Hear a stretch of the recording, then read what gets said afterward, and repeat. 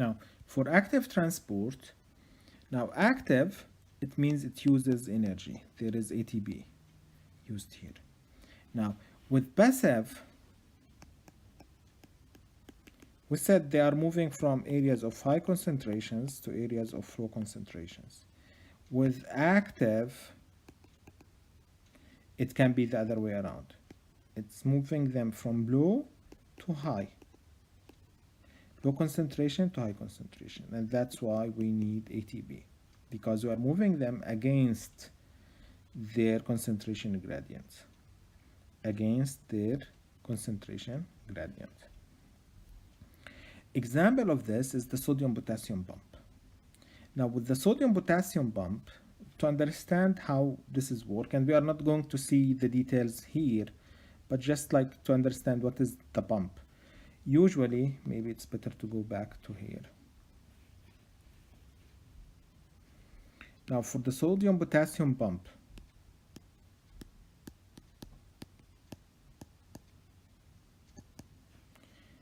what happens is that this is the plasma membrane. The cells favor the sodium to stay outside, whereas favor the potassium to stay inside. Okay, so this is outside the cell, this is inside the cell. But sometimes you'll find some potassiums outside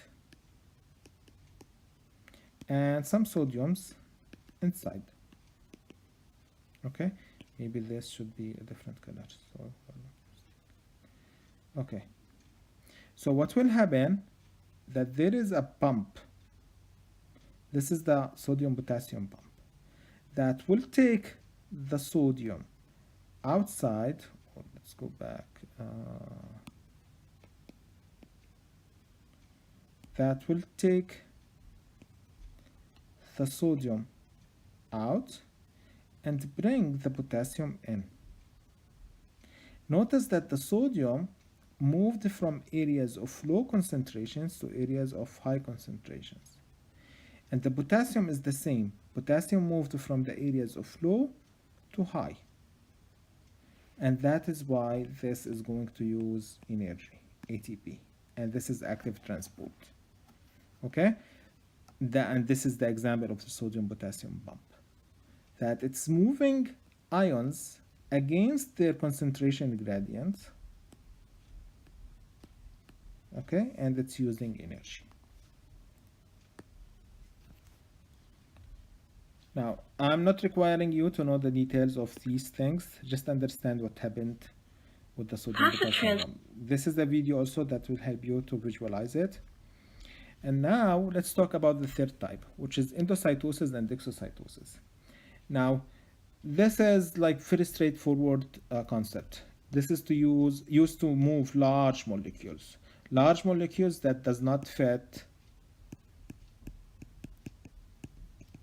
within carrier, within a channel. So we have the endocytosis, which is bringing substances into the cell, and exocytosis, taking samples out the cells. Think of this as exit. Okay, this is like into the cells. Endo, into, exo, away from the cells or from the cells. So this is like the exit. There's no S. So why do we need to bring substances? If they are surrounded by membrane, they would form why do we need to bring substances? Think of them as these are large food particles. Sometimes microbes, bacteria need to be destroyed inside the cell. All of this will happen through endocytosis. Why do we need to expel materials out the cells? Because these materials need to be sent to other cells like hormones, like enzymes, or simply they are wastes. So we will send them outside the cells. This is how the endocytosis is happening. Part of the plasma membrane would drop and form like a ball, and this ball will get separated away from the plasma membrane, and we can reverse this step. That was the endocytosis. We can reverse this step as exocytosis. These materials or this vesicle will form, would fuse with the plasma membrane and release its content to outside. The two mechanisms. This is another video about this topic, so please watch it. So what type of information can be transported? We have, as we said, we have proteins, we have hormones, we have signals. All of these can be transported and need to be transported through the plasma membrane. We have receptor proteins that span membrane, and these are required for transmission of information to and from the cells. We have receptor sites. These are going to interact specifically with the signal molecules. So each hormone has its own receptor. And any changes when the hormone is binding to these receptors, this is a change and is going to trigger it within the cell.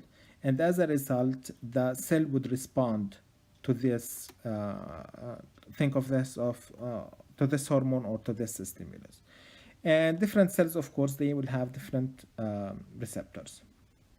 So when the signaling molecule is binding to a receptor, and this is the protein that is spanning across the plasma membrane, when it is binding, it will start triggering a signal inside the cell, and that signal would lead to something, either producing different types of proteins,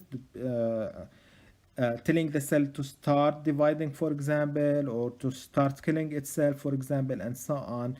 And then when this is removed, when the signaling molecule is removed, then the signal inside the cell would stop. Now, another few last things about in this chapter, they are about the energy. We understand that cells use and transform matter and energy. We have the metabolism. This is the concept. This is the sum of all chemical reactions within an organism. And we have two types, anabolism and catabolism. Anabolisms is like building up. So this is like building up. So we are starting with smaller molecules and assemble larger molecule. And usually this would require energy. Then catabolism is breakdown. So these large molecules are going to be broken down, and this would usually release energy.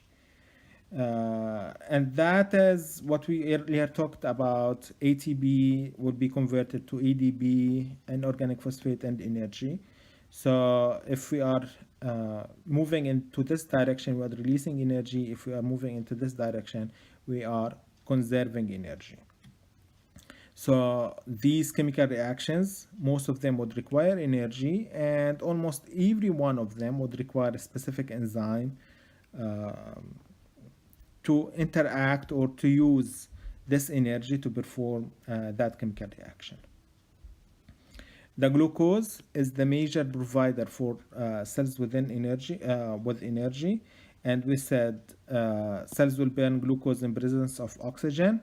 And usually one glucose molecule will yield 36 ATPs, and that is the cellular respiration or aerobic respiration, and that is very efficient way of producing energy. If there is less glucose, then we can use other carbohydrates, fat, proteins. All of them can be used to generate ATP, but the glucose is the number one source for this energy. Now, ATP, some cells or our cells can store some ATP that is ready to use form of energy, but after a while they have to start thinking and converting more glucose to fuel the and other fuel molecules to perform these chemical reactions to continue production of ATP. So this is a very similar scheme of how does it work. Glucose plus oxygen will be converted to carbon dioxide and water, and that would give us 36 ATPs. ATPs will be used for cellular work, for anabolism, for transport, for muscle contraction, and this would give us ADP and inorganic phosphate. If there is any excessive amount of energy, we would repeat this step, we'll produce ATP again consuming glucose and so on. So this is how the glucose is contributing to the energy. Now, if there is no oxygen In absence of oxygen, then we have the anaerobic pathway. And the anaerobic pathway is also using glucose, and specifically is using glucose. So no fat or proteins can be used in this case.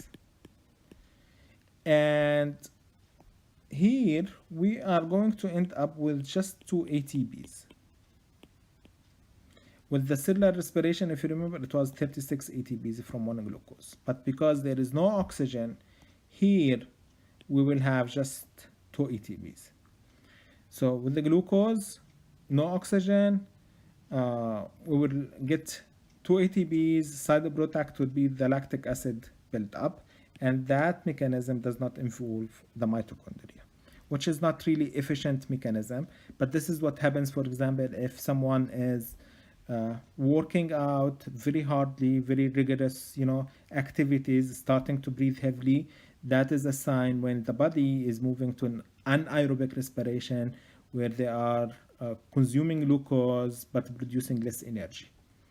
And the heavy breathing is a sign that there is less oxygen in the body for the mitochondria to work.